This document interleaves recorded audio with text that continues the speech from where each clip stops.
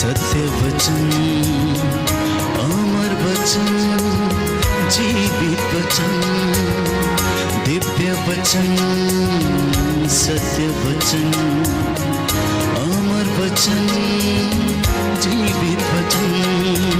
साई दा बामा बनी दा बामा बगरे सा निरे सा निरे सा निरे सा निरे सा। दिव्य वचन, सत्य वचन, अमर वचन, जीवित वचन, दिव्य वचन, दिव्य वचन।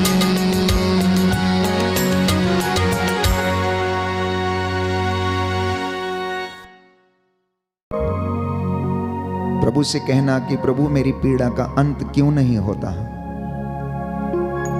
प्रभु से कहना कि मेरे सवालों के जवाब मुझे क्यों नहीं मिलते हैं। तेरी एक नजर करम अगर मेरे ऊपर और मेरे परिवार पर हो जाएगी तो प्रियजनों, मैं आपको विश्वास दिलाता हूं कि जीवन में उन्नति आ जाएगी। हर एक छोटे से छोटा मजदूरी करने वाला व्यक्ति भी प्रभु उसे ब्लेस करेगा, चाहे उसका काम कितना ही छोटा क्यों ना हो, वह उसे उन्नति प्रदान करेगा। बस प्रभु से कहना, मैं आपसे बातें करना चाहता हूं, मुझे कुछ करनी है बात। 2 लाइनें प्रभु से कहें।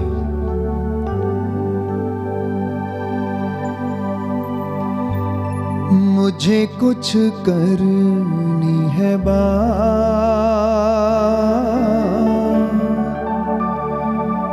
यीशु आज तेरे साथ। जब यीशु मसीह आदत के अनुसार एकांत में पहाड़ी पर जाया करते थे, वो पिता से यूं ही बातें किया करते थे और वो पिता से पूछते थे कि पिता मुझे बता आज क्या होने वाला है, आज तू कैसे अपनी महिमा प्रकट करेगा।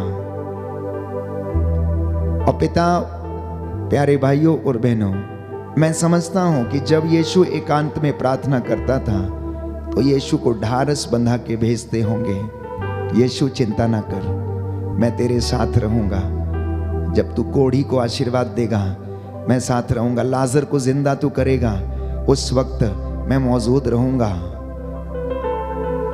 अब जानते हैं आप लोग कि यीशु ने कहा, पिता ये उचित घड़ी है तेरी महिमा प्रकट करने के लिए, और इसीलिए उसने लाजर को जिंदा किया। इसलिए प्रभु से कहना, मुझे कुछ बात करनी है आज आपसे। वो आपको मशवरा देगा, नौकरी क्यों नहीं मिलती, काम सफल क्यों नहीं होता, आपकी मजदूरी और मेहनत आशीष उसमें क्यों नहीं आती, आपकी फसल को कीड़ा क्यों लग जाता है, टिड्डियां आपकी फसल क्यों खा जाती हैं, हमारे जानवर क्यों बचते नहीं हैं। प्रभु सब समझाएगा, सब बताएगा।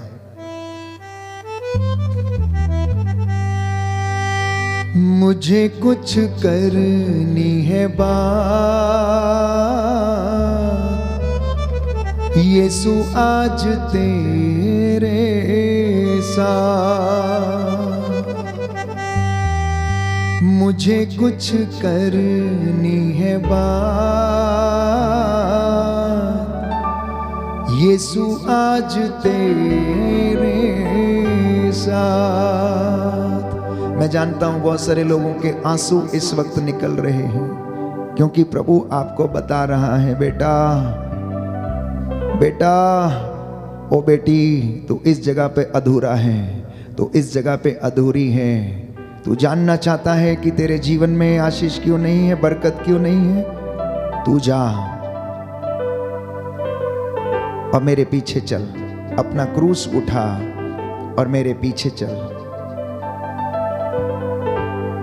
रूह का सुरूर दे, मसा भरपूर दे, रूह का सुरूर दे, मसा भरपूर दे, अपना बना ले आज, मुझे मुझे कुछ करनी है बात, यीशु आज तेरे साथ। मुझे कुछ करनी है बात, यीशु आज तेरे साथ।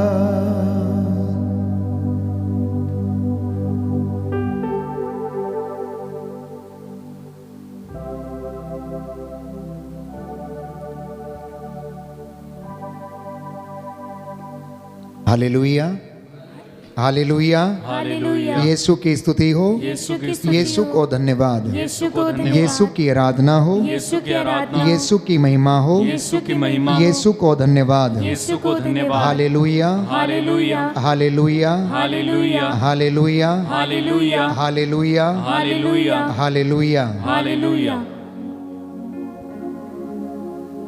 बातें की आपने या नहीं? बातें की या नहीं की? जिंदगी के विषय में, काम के विषय में, बच्चों के विषय में, पढ़ाई लिखाई के विषय में, बेटे और बेटी के भविष्य के विषय में, अपनी नौकरी के विषय में, आपके दफ्तर में जहां पर आप काम करते हैं आपको सताया जाता है। क्या आपने बातें की? पूछा क्यों सताया जाता है? क्या आपने पूछा क्यों मैं सफल नहीं होता हूं? क्या आपने पूछा कि मैं संतान उत्पन्न क्यों नहीं कर पा रहा हूं? क्या आपने पूछा कि मेरे बच्चे मेरा आदर क्यों नहीं करते? क्या आपने पूछा कि मेरे परिवार में नशे की समस्या क्यों है? क्या आपने पूछा कि मैं अपने जीवन में आध्यात्मिक उन्नति क्यों नहीं कर पा रहा हूं? अगर पूछा है, दिल से पूछा है, तो जवाब अवश्य मिलेगा। और अब प्रभु आपको जवाब देने के लिए जा रहा है। जितने सवाल आपने पूछे हैं, अब आप ध्यान से इसका जवाब सुनना। पवित्र साक्रामेंट आपके सामने है प्यारे भाइयों और बहनों, उसमें प्रभु यीशु मौजूद है। वो आज अपने दास के द्वारा वैसे ही बोलता है जैसे वो कफरनहूम और गलीलिया और यरूशलेम के और अनेक प्रांतों में घूम घूम कर बोला करता था, क्योंकि आज वो अपने दासों की जुबान को इस्तेमाल करता और इस वचन के द्वारा आपसे बातें करना चाहता है और आपके सवालों के जवाब वो देना चाहता है। परमेश्वर का वचन हमें बताता है कि मसीहों के लिए परमेश्वर ने आशामय योजना बनाई, उनके भविष्य की योजना बनाई।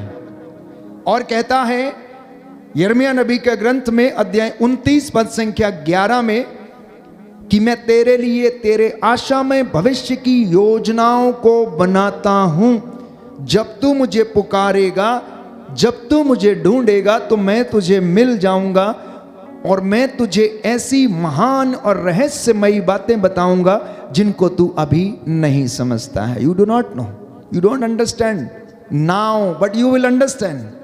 The time will come, the day will come, the Holy Spirit will make you to understand the things of the Lord.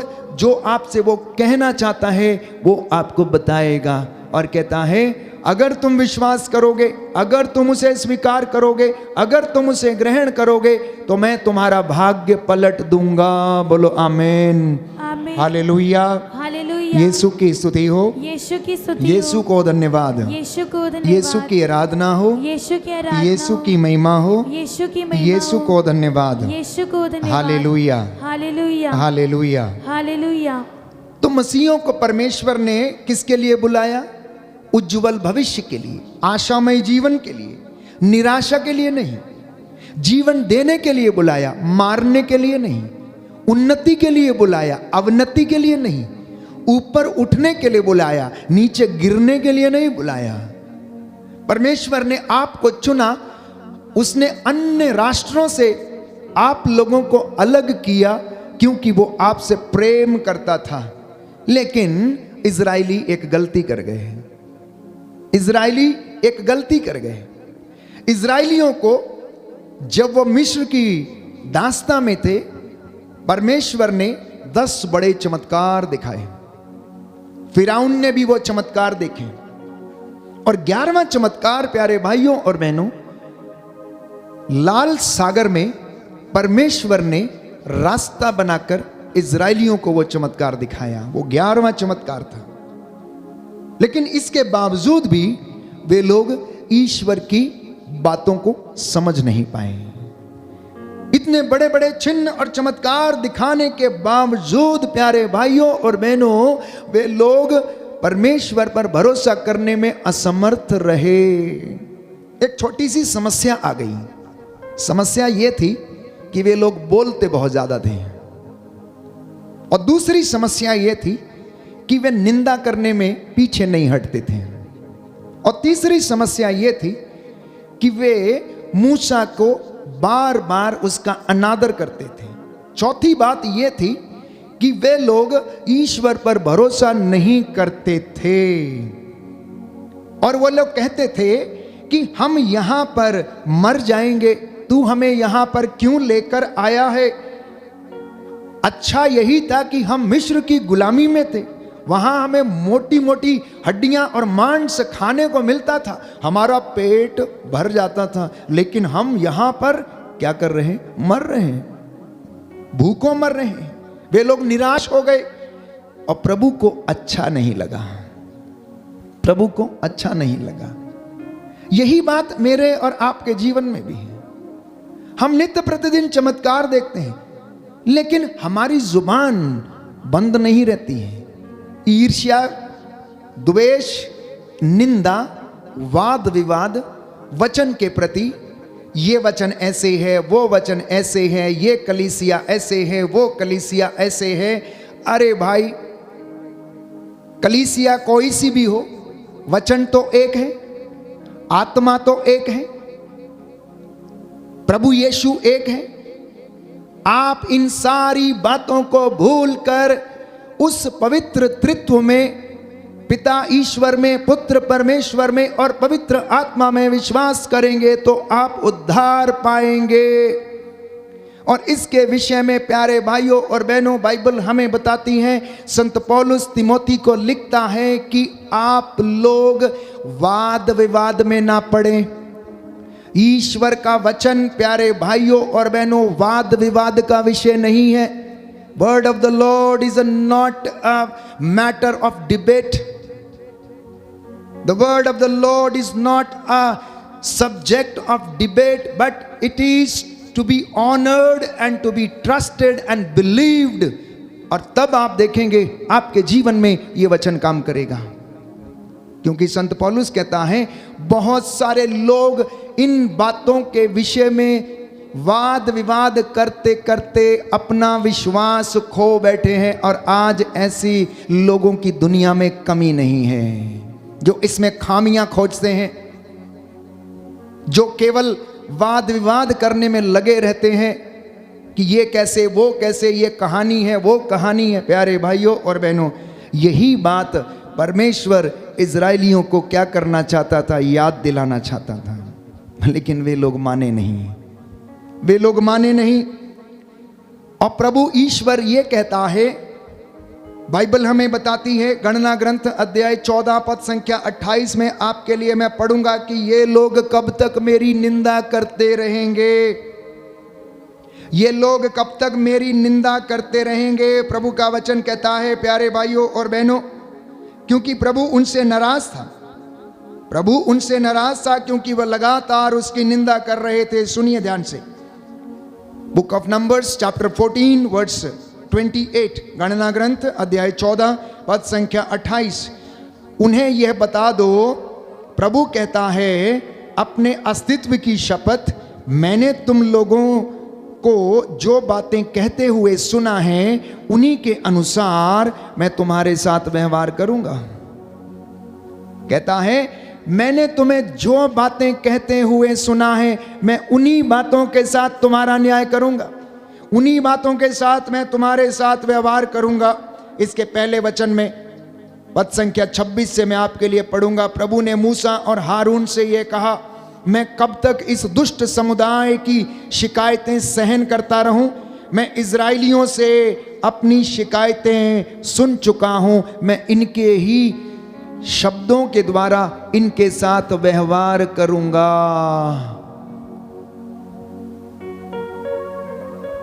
तो मैं समझता हूं कि समझ में आया होगा, हमारे सवालों का जवाब मिला होगा कि हमारी जिंदगी में उन्नति क्यों नहीं हो रही है।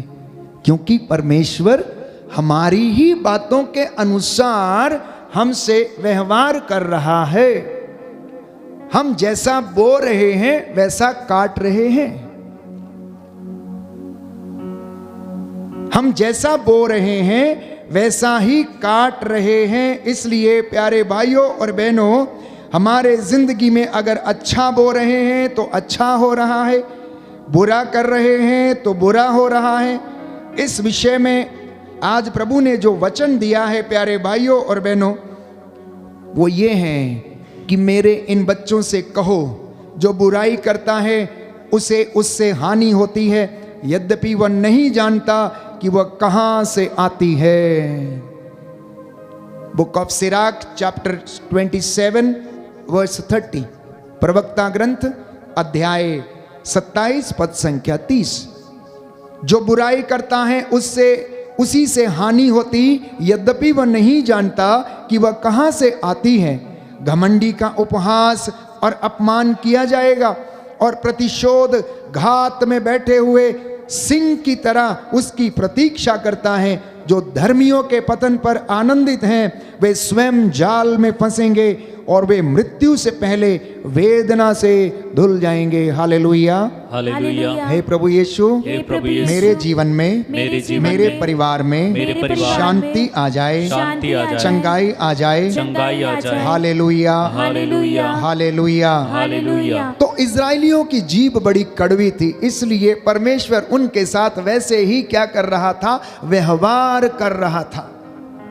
अब कैसा व्यवहार था उनके साथ? 17 दिन की यात्रा, 17 दिन की यात्रा, 40 साल तक उन्हें घुमाता रहा और 18 साल के ऊपर जितने भी बड़े लोग थे उन लोगों को सबको 40 सालों में उसने समाप्त कर दिया, उनको समाप्त हो जाने दिया। उसने नई पीढ़ी को तैयार किया, उनको वचन सुनाए मूसा के द्वारा, हारून के द्वारा, उसके बेटों के द्वारा, और उन्हें तैयार किया और तब जाकर उनको प्यारे भाइयों और बहनों प्रतिज्ञात देश की ओर ले गया।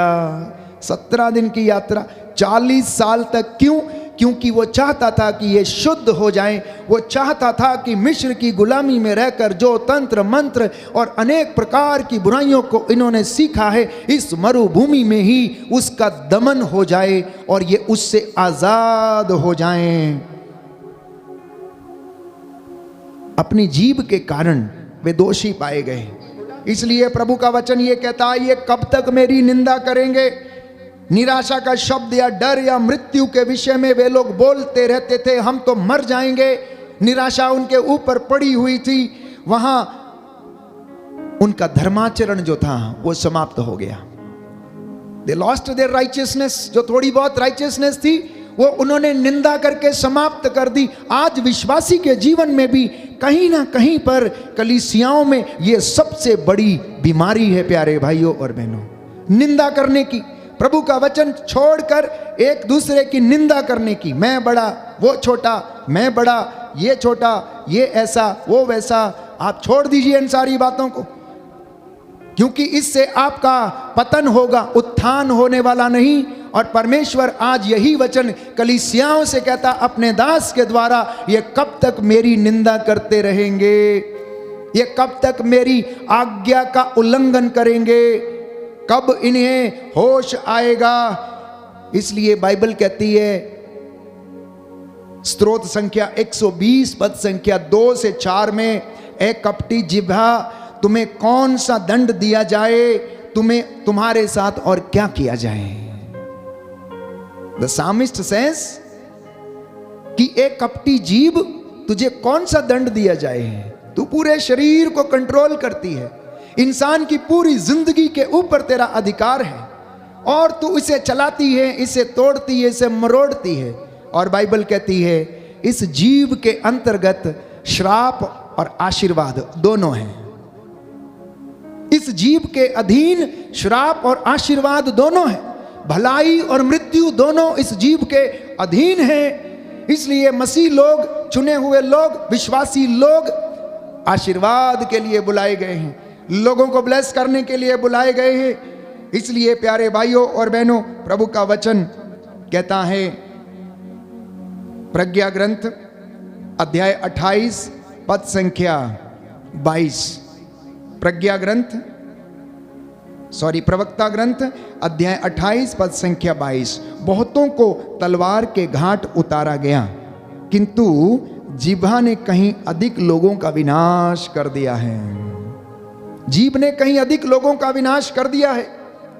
इसलिए प्रभु ये चाहता है कि हम सबसे पहले अपनी इस जीभ को शुद्ध करें और आपके जीवन में शांति आएगी, उन्नति आएगी। आपके बच्चे दुर्दिन नहीं देखेंगे, उन्नति देखेंगे। अगर आपको शक हो तो आजमा के देख लीजिए। प्रभु कहता है आओ और परख कर देख लो, आओ और परख कर देख लो। यदि तुम ऐसा करोगे तो मैं अपने बादलों को आदेश दूंगा कि वह तुम पर उन्नति की वर्षा करेंगे, तुम पर उन्नति की वर्षा करेंगे। प्यारे भाइयों और बहनों, बाइबल हमें बताती है स्तोत्र संख्या 52 पद संख्या 4 में कि विधर्मी अत्याचारी, तुम अपनी दुष्टता की ढींग क्यों मारते हो? ए कपटी जीभ, तेज उस्तरे के जैसी हो तुम। कपटी जिह्वा, हर विनाशकारी बात तुम्हें प्रिय है। और कई लोग अपनी जीभ पर नियंत्रण नहीं रख पाते, इसलिए वे लोग क्या कर लेते हैं? अभिषेक खो देते हैं, अभिषेक खो देते हैं। They lose the anointing. Why? Because they utter, उन बातों को बोलते हैं कि जो प्रभु को प्रिय नहीं है, जिनसे प्रभु को घृणा है।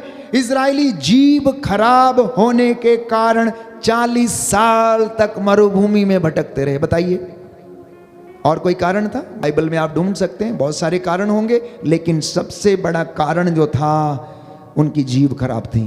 वो निरंतर मूसा की निंदा करते थे, ईश्वर की निंदा करते थे, विश्वास नहीं करते थे, बार बार यही कहते थे हम मर जाएंगे, हम मर जाएंगे, और इसी निराशा में रहते थे। कभी आशामय जीवन के विषय में सोचा नहीं। उस परमेश्वर ने जिसने बड़े बड़े चमत्कार दिखाए और उन्हें लाल समुद्र से रास्ता निकाल कर पार करा दिया, फिर भी उन्हें समझ नहीं आया कि वो परमेश्वर जो बादल के खंबे के रूप में उनके आगे चलकर रास्ता दिखा रहा था, प्रकाश के स्तंभ के बीच के रूप में खड़ा होकर उन्हें पीछे से क्या कर रहा था? प्रकाश दे रहा था और फिरौन की सेना को रोके हुए था। उन्हें ये सब समझ में नहीं आया। यही दुर्गति आज बहुत सारे लोगों की है, प्यारे भाइयों और बहनों। इसलिए यदि आप चाहते हैं कि परमेश्वर आपको ब्लेस करे तो इन तमाम बातों से हमें ऊपर उठना होगा, इन तमाम बातों से ऊपर उठना होगा। क्योंकि बाइबल हमें कहती है Acts of the Apostles chapter 16 verse 31, यीशु में विश्वास करोगे तो तुम और तुम्हारा परिवार मुक्ति प्राप्त करेगा। बोलो आमीन, आमीन, हालेलुया, हालेलुया, हालेलुया, हालेलुया। प्रभु का वचन कहता है, प्रभु का वचन कहता है यदि तुम ईसा में विश्वास करोगे ईसा में विश्वास तो करोगे तुम और तुम्हारा घराना तुम और तुम्हारा घराना मुक्ति प्राप्त करेगा। मुक्ति प्राप्त करेगा। Hallelujah, hallelujah, hallelujah, hallelujah, hallelujah. Hallelujah. तो ऐसी परिस्थिति में परमेश्वर के पास हमें आने की आवश्यकता, यीशु के पास हमें आने की आवश्यकता है। इब्रानियों का पत्र अध्याय 4 पद संख्या 16, प्रभु का वचन ये कहता है, संत पौलुस कहता है, भरोसे के साथ अनुग्रह के सिंहासन की ओर चलो, जहां से हमें दया मिलती है, जो हमारी आवश्यकताओं में हमारी सहायता करती है। ये कृपा हमारे लिए पर्याप्त है। हालांकि हम नहीं जानते कि ये कृपा कैसे हमें मिलती है। आप 2 घंटे आराधना में बिताते हैं, 2 घंटे मेडिटेशन में बिताते हैं, आप शांत रहकर एकांत में प्रार्थना करते हैं और आपके ऊपर प्यारे भाइयों और बहनों वो अनॉइंटिंग, वो मसा छाया रहता है। And you get charged by the Holy spirit. पवित्र आत्मा से हम चार्ज हो जाते हैं, भर जाते हैं, वो कृपा हमारे भीतर कार्य करने लगती है। इसलिए यीशु के पास आने की आवश्यकता है और वो हमारी जुबान, हमारी आंखें, हमारे कान, हमारे होंठ और हमारे शरीर को शुद्ध करेगा। कैसे? वचन के द्वारा, प्यारे भाइयों और बहनों, क्योंकि वचन में जीवन निहित है। यीशु ने कहा योहन के सुसमाचार में अध्याय 15 में कि जो शिक्षा मैंने तुम्हें दी है तुम उसके द्वारा शुद्ध हुए हो, किसी दूसरी चीज के द्वारा नहीं। नहाने से कम साफ होते हैं, नहाने से केवल साफ होते हैं, बाहरी चीज हमारी साफ होती है, आंतरिक मन, इनर कॉन्शियंस। प्यारे भाइयों और बहनों, जब तक परमेश्वर कृपा ना करे वह पवित्र नहीं हो सकता। इसलिए बाइबल कहती है कि जब तक ईश्वर आपको अपनी ओर आकर्षित ना करे, आप में से कोई भी विश्वास करने वाला नहीं बन सकता। ईश्वर को हमें अपनी ओर आकर्षित करने की जरूरत है। और वो कब हमें आकर्षित करता है? जब वो हमारा उत्साह देखता है, जब वो एक सच्चे खोजी को देखता है कि ये व्यक्ति बड़ी श्रद्धा, भक्ति और बड़ी कर्मठता के साथ परमेश्वर की खोज में लगा हुआ है। जैसा मैंने वचन पढ़ा आपके लिए कि ईश्वर ऐसे लोगों की तलाश में रहता है कि कोई ऐसा सच्चा व्यक्ति मिल जाए जो परमेश्वर की खोज कर रहा हो, जो उसे ढूंढ रहा हो, जो उसे ढूंढ रहा हो। मार्कुस के सुसमाचार अध्याय 9 पद संख्या 4 में हम पढ़ते हैं कि एक पिता यीशु के पास आया और बोला कि मेरा बेटा मिर्गी के दौरे के कारण क्या हो जाता है? बीमार हो जाता है। जब इसे मिर्गी का दौरा पड़ता है तो ये इधर उधर गिर पड़ता है। मैं आपके लिए वचन पढ़ूंगा, मार्कुस का सुसमाचार अध्याय 9 पद संख्या 4 और उससे आगे हम प्रभु का वचन सुनेंगे। पद संख्या 14, अध्याय 9 पद संख्या 14। जब वे शिष्यों के पास लौटे तो उन्होंने देखा कि बहुत से लोग उनके चारों ओर इकट्ठे हो गए और कुछ शास्त्री उनसे विवाद कर रहे थे। ईसा को देखते ही लोग अचंभे में पड़ गए और दौड़ते हुए उन्हें प्रणाम करने आए। ईसा ने उनसे पूछा तुम लोग इनके साथ क्या विवाद कर रहे हो? भीड़ में से एक ने उत्तर दिया, गुरुवर, मैं अपने बेटे को जो एक गूंगे अपदूत के वश में है आपके पास ले आया हूँ। वह जहाँ कहीं उसे लगता है उसे वहीं पटक देता है और लड़का फेन उगलता है, दांत पीसता है और उसके अंग अकड़ जाते हैं। मैंने आपके शिष्यों से उसे निकालने को कहा परंतु वे ऐसा नहीं कर सके। ईसा ने उत्तर दिया, अविश्वासी पीढ़ी, मैं कब तक तुम्हारे साथ रहूं? कब तक तुम्हें सहता रहूं? उस लड़के को मेरे पास ले आओ। वे उसे ईसा के पास ले आए। ईसा को देखते ही अपदूत ने लड़के को मरोड़ दिया। लड़का गिर गया और फेन उगलता हुआ भूमि पर लौटता रहा। ईसा ने उसके पिता से पूछा, इसे कब से ऐसा हो जाया करता है? उसने उत्तर दिया, बचपन से ही। अपदूत ने इसका विनाश करने के लिए इसे बार बार आग अथवा पानी में डाल दिया है। यदि आप कुछ कर सकें तो हम पर तरस खाकर हमारी सहायता कीजिए। ईसा ने उससे कहा, यदि आप कुछ कर सके, विश्वास करने वाले के लिए सब कुछ संभव है। विश्वास करने वाले के लिए सब कुछ संभव है। ये आज का वचन है प्यारे भाइयों और बहनों कि जिस तरह से एक पिता अपने बेटे को यीशु के पास ले आया, समर्पित कर दिया, उसी तरह से आपको अपने बच्चों को यीशु के पास लाने की आवश्यकता है और यीशु से कहने की आवश्यकता है कि देखिए प्रभु, ये बच्चा जो मेरी जिंदगी में आपने वरदान स्वरूप दिया है, इसको बचपन से ऐसा होता है, ये जिद्दी है, ये क्रोध करता है, ये नशा करता है, अनेक प्रकार की बुराइयों से ये पीड़ित है। प्रभु आप इस पर दया कर दीजिए। ये अनेक बुरी आदतों का शिकार है, इस पर दया कर दीजिए। प्यारे भाइयों और बहनों, हो सकता है कि आपके जीवन की दुखद घटना जो आपको परेशान करती हो, प्रभु के पास लेकर चले आना।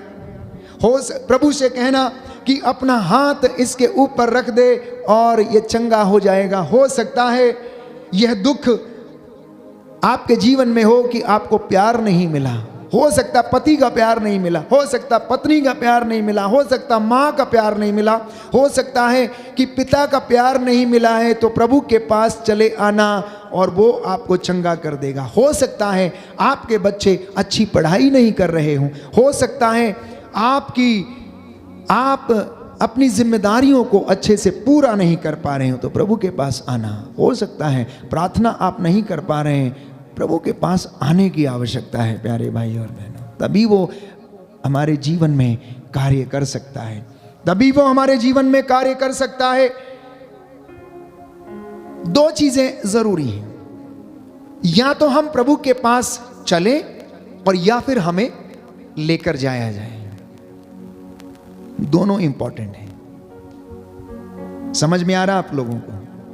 दो चीजें इंपॉर्टेंट हैं, या तो हम स्वयं प्रभु के पास चले, तौबा करें, गुनाहों की माफी मांगे, उन्नति के लिए प्रार्थना करें, सुख के लिए धन्यवाद दें, दुख है तो कष्ट में है तो प्रार्थना करें, और या फिर ऐसे व्यक्ति को उठाकर प्रभु के पास लेकर जाया जाए।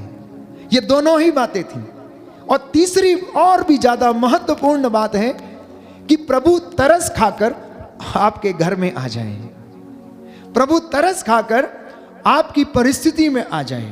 मैं तीनों उदाहरण आपके सामने रखना चाहूंगा प्यारे भाइयों और बहनों, कि जब हम प्रभु के पास जाते हैं तो वो ब्लेस करता है। उसका एक उदाहरण, नाकेदार और फरीसी मंदिर में प्रार्थना करने के लिए गए। नाकेदार जो अपने आप को पापी समझता था, वो प्रभु के पास गया, उसने प्रार्थना किया, उसने अपने गुनाहों के लिए माफी मांगी, उसने अपने गुनाहों के लिए माफी मांगी, छाती पीटी। और यीशु ने कहा, तुम जानते हो कौन इनमें से अपने पाप क्षमा करवा के वापस गया? इस नाकेदार ने, जो छाती पीट पीट कर ये कह रहा था, प्रभु मुझ पापी पर दया कर। एक दूसरा उदाहरण इसी के स्वरूप, कि जब प्रभु शिमोन के घर में बैठे हुए थे, वहां पर एक स्त्री आई जिसका जीवन बड़ा बिगड़ा हुआ था, जो अपने जिंदगी में बहुत सारे लोगों के द्वारा शोषित की जा चुकी थी। वो रोती रहती, आंसू बहाती रहती है प्रभु से। प्रभु उसको आशीष प्रदान करता है। और दूसरी परिस्थिति कि ऐसे लोगों को जो स्वयं जाने में असमर्थ हैं, प्रभु के पास कोई उन्हें लेकर जाता है, या उनके लिए कोई इंटरसेशन करता है, या उनके लिए कोई मध्यस्थता करता है, या उनके लिए कोई प्रार्थना करता है। जब एक अर्धांग रोगी को, जो गांव में अपने घर की बाहर चारपाई पर पड़ा रहता है, लोग उसका उपहास करते होंगे, शायद उसका मजाक भी उड़ाया होगा। लिखा है वचन में प्यारे भाइयों और बहनों कि वहां के कुछ लोगों ने, सुनना ध्यान से, जो वचन इस्तेमाल किए गए हैं, कुछ लोगों ने 4 व्यक्तियों के द्वारा अर्धांग रोगी की चारपाई को उठवाया। अब कुछ लोगों का जिक्र वहां पर हुआ है, तो वहां पर 2 से अधिक लोग होंगे जब कुछ लोगों की बात आती है। और उन लोगों ने ईश्वर के वचनों को सुना होगा, यीशु के कामों को देखा होगा, तो उन लोगों ने 4 लोगों को बुलवाया और उनसे कहा कि चारपाई उठाओ और ले चलो। वे लोग लेके गए, और यीशु जिस घर में थे, उसकी जब उनको रास्ता नहीं मिला तो उन्होंने छत खुलवाई और उसकी चारपाई नीचे उतरवा दी। यीशु ने क्या कहा? उस पर तरस खाकर वो दूर से ही पहचान गए, जान गए कि इसकी ये बीमारी इसके पापों के कारण है। तो प्रभु ने कहा, तेरे पाप क्षमा हुए हैं। लोग असमंजस में पड़ गए कि आखिर ये कौन है जो पाप क्षमा करता है? पाप क्षमा करने का अधिकार केवल ईश्वर को है। तो उसने कहा, क्या अधिक सहज है ये कहना कि तेरे पाप क्षमा हो गए, या फिर ये कहना कि अपनी खाट उठा और घर जा? ये एक दूसरा उदाहरण था। जब हम किसी को लेकर आते हैं, जब हम किसी के लिए प्रार्थना करते हैं, जब हम किसी के लिए इंटरसेशन करते हैं, जब माता कलीसिया नित्य प्रतिदिन यूकरिस्त संस्कार के द्वारा और आराधना के द्वारा पूरी कलीसिया के लिए, देश के लिए, पुरोहितों के लिए इंटरसीड करती है, उनके लिए प्रार्थना करती है, बिचवई करती है, तो वो उनके ऊपर दया करता है, वो उनके ऊपर दया करता है। एक तीसरा उदाहरण, प्यारे भाइयों और बहनों, बेतसाइदा के कुंड के पास वहां पर एक अर्धांग रोगी पड़ा हुआ था। बाइबल हमें बताती है, योहन के सुसमाचार अध्याय 5 पद संख्या 1 और उससे आगे हम पढ़ते हैं कि यरूशलेम में एक रोगी को क्या देता है, प्रभु स्वास्थ्य लाभ देता है। इसके कुछ समय बाद ईसा यहूदियों के किसी पर्व के अवसर पर कहाँ गए? यरूशलेम गए। यरूशलेम में भेड़ फाटक के पास एक कुंड है जो इब्रानी भाषा में बेतसैदा कहलाता है। उसके 5 मंडप हैं, उनमें बहुत से रोगी, अंधे, लंगड़े और अर्धांग रोगी पड़े हुए थे और यीशु उस वक्त वहां थे। वो उस समय वहां पर गए जहां पर लोग क्या पड़े हुए थे, क्योंकि वो देखते थे कि अगर पानी, कुंड का पानी हिलेगा, दूत उसको आकर हिलाएगा, तो जो सबसे पहले उसमें प्रवेश करेगा वो चंगा हो जाएगा। अब ध्यान से सुनना इस बात को। तो वे पानी के लहराने की राह देख रहे थे, क्योंकि प्रभु का दूत समय समय पर कुंड में उतरकर पानी हिला देता था। पानी के लहराने के बाद जो सबसे पहले कुंड में उतरता था, चाहे वह किसी भी रोग से पीड़ित क्यों ना हो, अच्छा हो जाता था। वहां एक मनुष्य था जो 38 वर्षों से बीमार था। यीशु ने उसे पड़ा हुआ देखा और यह जानकर कि वह बहुत समय से इसी तरह पड़ा हुआ है, उससे कहा, क्या तुम अच्छे हो जाना चाहते हो? रोगी ने उत्तर दिया, महोदय, मेरा कोई नहीं है जो पानी के लहराते ही मुझे कुंड में उतार दे। मेरे पहुंचने से पहले ही उसमें कोई और उतर पड़ता है। ईसा ने उससे कहा, उठकर खड़े हो जाओ, अपनी चारपाई उठाओ और चलो।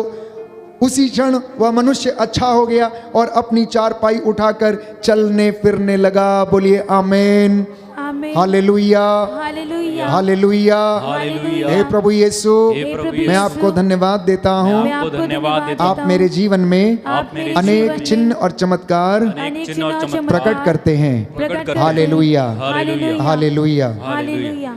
तो मैं तीसरा उदाहरण आपको दे रहा हूं, शायद आपको समझ में आया होगा। सुनिए ध्यान से। कुंड के पास कितने लोग थे? कितने लोग थे? कितने लोग थे वहां पर? लिखा है बहुत सारे लोग थे वहां। लंगड़े, लूले, जो चंगे हो जाना चाहते थे, वो क्या करते थे? कुंड के पास पड़े रहते थे, ताकि स्वर्गदूत जब पानी को हिलाए तो वो लोग उसमें जाकर क्या हो जाएं? डुबकी लगा ले और चंगे हो जाएं। इतने लोगों को छोड़कर यीशु की दृष्टि एक ही व्यक्ति पर पड़ी और उसने उसे संबोधित किया। कहने का मतलब यह है, the Lord decided to heal him. प्रभु यीशु ने निर्णय लिया। क्यों लिया निर्णय? उसकी दशा को देखते हुए, उसके रिपेंटेंस को शायद देखते हुए।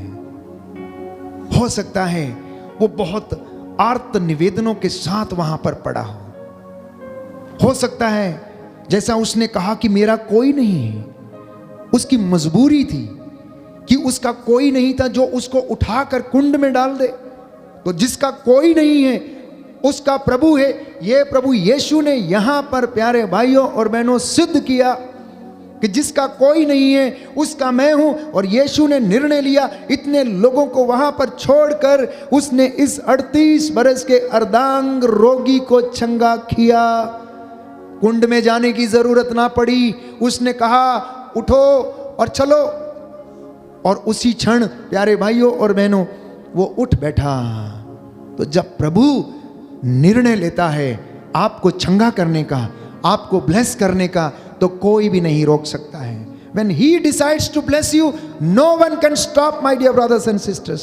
ये एक विश्वासी के मन में एक विश्वास होने की आवश्यकता है और इसके लिए मुझे और आपको प्रयास करने की आवश्यकता है। नित्य प्रतिदिन हमें प्रयास करने की आवश्यकता है। नित्य प्रतिदिन हमें प्रयास करने की आवश्यकता है। तो प्रभु आज हमारे घर में है, आज कहना, आज मांगना, आज बोलना कि आपको क्या चाहिए। धन्यवाद देते जाना अपने जीवन की परिस्थिति के लिए, निराश ना हो। प्रभु कहता है ढारस रख और मुझ में विश्वास कर और ईश्वर में भी विश्वास कर। आइए हम कुछ क्षण मौन होकर प्रभु की स्तुति करें, आराधना करें और अपने इस जुबान को और इंद्रियों को हम शुद्ध करें, प्रभु को हम पुकारें और वो हमें आशीष प्रदान करें।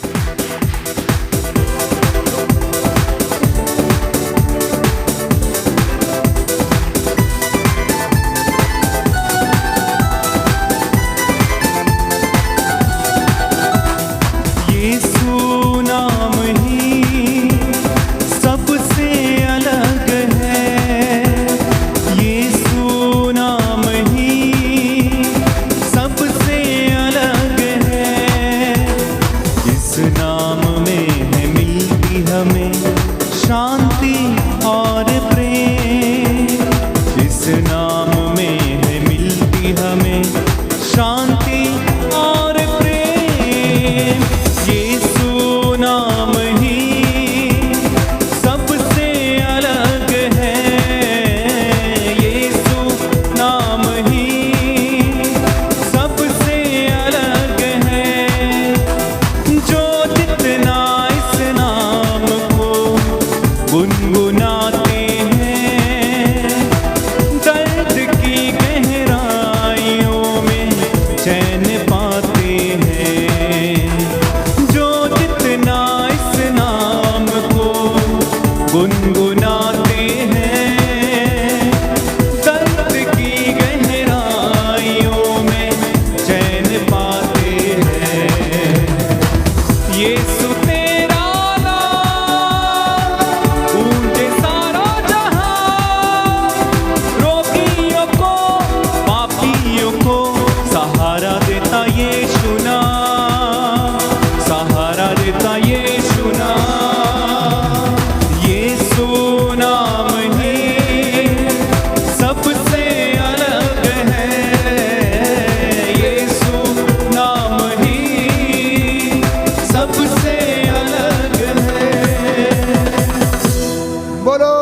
यीशु मसीह के नाम की जय।